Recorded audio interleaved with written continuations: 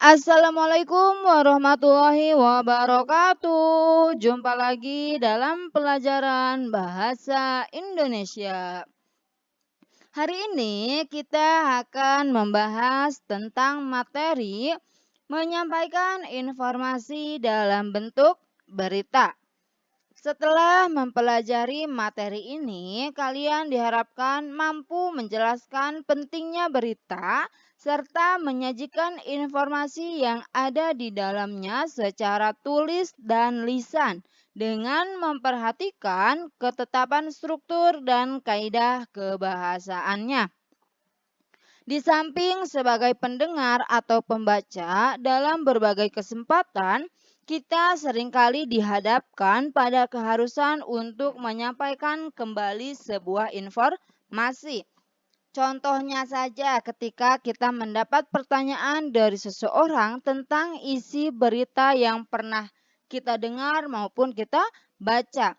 Nah, ketika itu pula kita harus memiliki kemampuan untuk menceritakannya kembali. Nah, kita tidak mungkin mengarang ketika itu. Kita harus menyampaikan berita itu apa adanya tanpa ada yang ditambah-tambahkan atau dikurangi. Nah, dengan demikian, pemahaman tentang ide-ide pokok berita sangat penting ketika kita akan menceritakan isi suatu berita. Berdasarkan ide-ide pokok itulah kita bisa menyampaikan kembali berita dengan benar dan ringkas. Nah, adapun langkah-langkah menyampaikan berita yaitu sebagai berikut. Yang pertama, menentukan sumber berita, yakni berupa peristiwa yang menarik dan menyangkut kepentingan banyak orang. Kemudian yang kedua, mendatangi sumber berita, yakni dengan mengamati langsung dan mewawancarai orang-orang yang berhubungan dengan peristiwa itu. Yang ketiga, mencatat fakta dengan kerangka pada pola adik simba.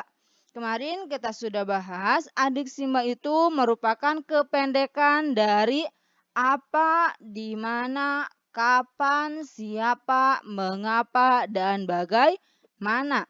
Dan yang terakhir, mengembangkan catatan menjadi sebuah teks berita yang utuh.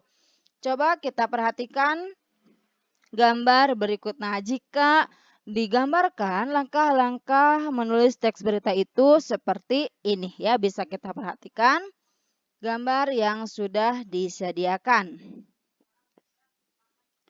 Kemudian sampai di sini ada yang ingin ditanyakan? Kalian sudah paham? Lanjut ke menyunting berita. Nah, dalam sebuah berita, jika masih ditemukan beberapa kekeliruan dari berita yang kita buat, itu wajar.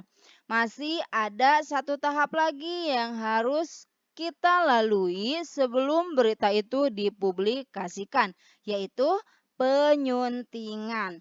Nah, aspek-aspek yang harus diperhatikan di dalam tahap ini yaitu sebagai berikut. Yang pertama itu kebenaran isi berita yang ditunjang oleh keakuratan fakta-faktanya.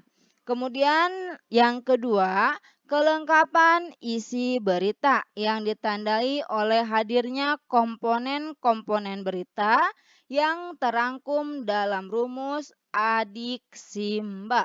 Kemudian yang ketiga, struktur penyusunan berita yang dimulai dari bagian yang penting ke bagian yang kurang penting. Dan yang terakhir, yang keempat, penggunaan bahasa yang terkait dengan keefektifan kalimat, kebakuan kata, dan ketepatan ejaan dan tanda bacanya. Nah, itulah aspek-aspek yang harus diperhatikan dalam menyunting sebuah berita. Sekian pembelajaran hari ini, semoga bermanfaat. Jika kalian kurang paham atau ada yang ingin ditanyakan, Silakan tuliskan pertanyaan kalian di kolom komentar. Terima kasih. Assalamualaikum warahmatullahi wabarakatuh.